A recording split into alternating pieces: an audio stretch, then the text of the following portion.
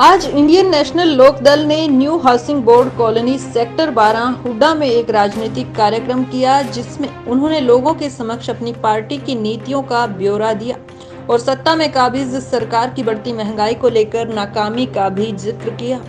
इस कार्यक्रम में युवा कार्यकर्ता मनीष आर्य को इनेलो पार्टी में शामिल किया गया और उन्हें पार्टी का गमछा भेंट किया। इस कार्यक्रम में इनेलो पार्टी के नेता कुलदीप राठी, रणवीर मान, गढ़ी गांव के पूर्व सरपंच एवं पार्टी के कार्यकर्ता शामिल रहे।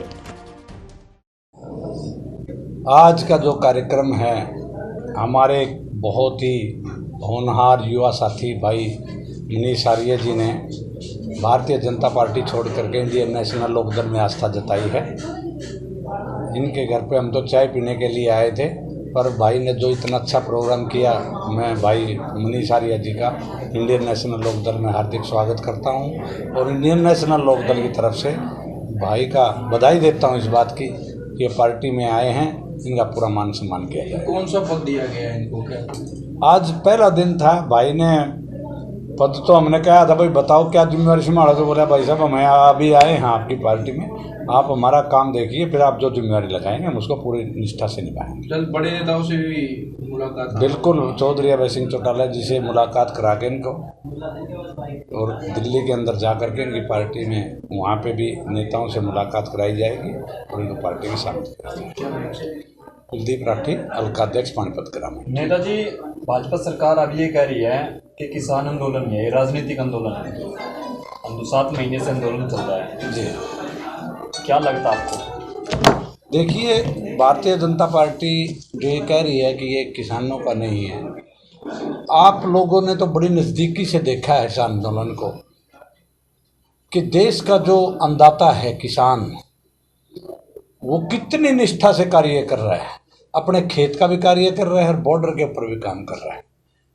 जब सीजन का समय होता है तो किसान अपने खेत में भी जाता है और आंदोलन के अंदर भी है। राजनीति नाम की वहाँ पे कोई चीज़ नहीं है। ये तो भारतीय जनता पार्टी फूट डालने का काम कर रही है। भाई राजनीतिक लोग, राजनीति का उससे कोई संबंध नहीं है। वहाँ पे टोटली जो है अपना भारतीय किसान यूनियन के जो संयुक्त किसान मोर्चा है, पंजाब का, हरियाणा का, उत्तर प्रदेश का, राजस्थान का किसान ही बॉर्डरों पर बैठा है, जो अपनी लड़ाई इस आने वाली जनरेशन के लिए लड़ रहा है। आज मैंने इनेलो पार्टी ज्वाइन करी थी। कुछ दिन पहले मेरी राठी जी से मुलाकात हुई। कुछ टाइम पहले मैं बीजेपी के अंदर सोनीपत से उपाध्यक्ष मंडल के पद पे कार्यरत था, जो कि मुझे लगा कि ये भारतीय जनता पार्टी लोगों को पागल बनाने का काम कर रही है और दिन प्रतिदिन महंगाई को बढ़ाते हुए लोगों को मारने का काम कर रही है। भारतीय जनता पार्टी जिस टाइम पे आई थी, मोदी जी का एक ही क्या नाम था, देश बचाओ। वो देश बचाने का काम नहीं कर रही है, देश बेचने का काम किया जा रहा है, ठीक है ना। तो दिन प्रतिदिन जो हमारे देश में जो काम हो रहे हैं महंगाई को लेकर, आज गरीबों का क्या हाल हो रहा है, गरीबों से जाके पूछिए।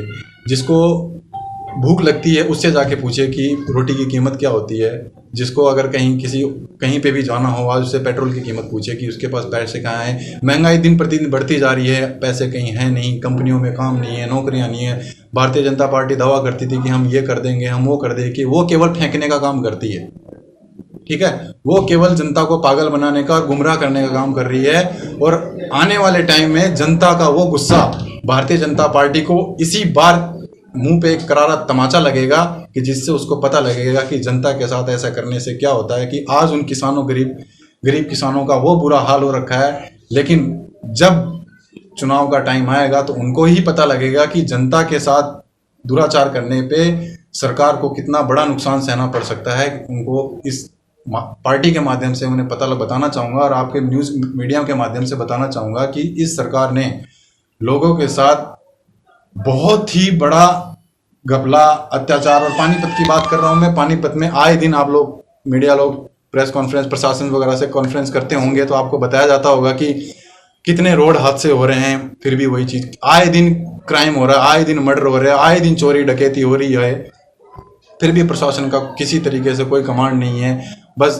हो जाता है कि प्रशासनिक तौर पे मीडिया को कॉन्फ्रेंस करके बता दिया जाता है कि ठीक अब किया जाएगा, लेकिन अगले दिन वही हालात। भाई साहब ने अभी बताया कि कल ही रात को गोली चली है। इसका मतलब क्या है? प्रशासन ने हर जगह 112 नंबर की अब नई गाड़ियां अलर्ट कर रखी है, पुलिस हाई अलर्ट इशू कर रखा है कि 15 मिनट में आपके पास गाड़ियां पहुंच जाएंगी। फिर भी लोगों के अंदर वो डर नहीं है, वो दहशत नहीं है कि हाँ भाई प्रशासन के तो लोगों के अंदर वो डर खत्म हो चुका है। जो क्राइम कर रहा है उनको पूरा सपोर्ट दिया जा रहा है भारतीय जनता पार्टी के थ्रू। और आने वाले टाइम में 100% है कि ये सरकार गिरेगी। और मेरा दावा है कि और जिस तरीके से आज मैंने पार्टी को ज्वाइन किया है और मैं इनेलो पार्टी की तरफ से मैं बताना चाहता हूं कि जहां जहां जिस पार्टी को मेरी जरूरत पड़ेगी और जितने युवाओं को जोड़ने की मुझे जरूरत पड़ेगी तो मैं दिन और रात, चाहे मेरे को अपना तन समर्पित करना पड़े, चाहे मेरा मन समर्पित करना पड़े, चाहे मेरा पैसा खर्च करना पड़े। जी आप ये बताइए, सारी बात छोड़िए, आप भाजपा सरकार में थे अभी आप बता रहे हैं, हाँ क्या वो मान सम्मान बिल्कुल मुझे जो चाहिए मैं बताता हूँ वो मान सम्मान मेरे को बिल्कुल नहीं मिला। उनको जब जब जरूरत पड़ी तब तक मैं खड़ा था। जिस टाइम पे कविता जैन सत्ता में आई उनके लिए मैंने बहुत अच्छा काम किया, लेकिन फिर भी उन्होंने कोई मान सम्मान नहीं दिया। इसलिए मैं जहाँ पे मान सम्मान न मिले वहाँ जाना ही नहीं चाहिए। कहते हैं कि जहाँ आपको मान सम्मान मिले आप वहीं जाइए, जहाँ पे आपको मान सम्मान न मिले वहाँ जाइए मत। और मैं एक बार एक झलक में ही राठी जी से मिला मैं, और मुझे लगा कि हाँ इस पार्टी में मुझे मान सम्मान मिल सकता है, इसलिए मैंने अपने तन मन से समर्पित कर दिया इस पार्टी को। और आने वाले टाइम में मैं इसमें बहुत मन और लगन के साथ काम करूंगा और पार्टी को एक अच्छे मुकाम पे लेके जाऊंगा, जिससे हमारा आने वाले टाइम में हमारी ये सरकार बने। ठीक है। धन्यवाद। मनीष आर्या, मेरा नाम मनीष आर्या है, पानीपत से।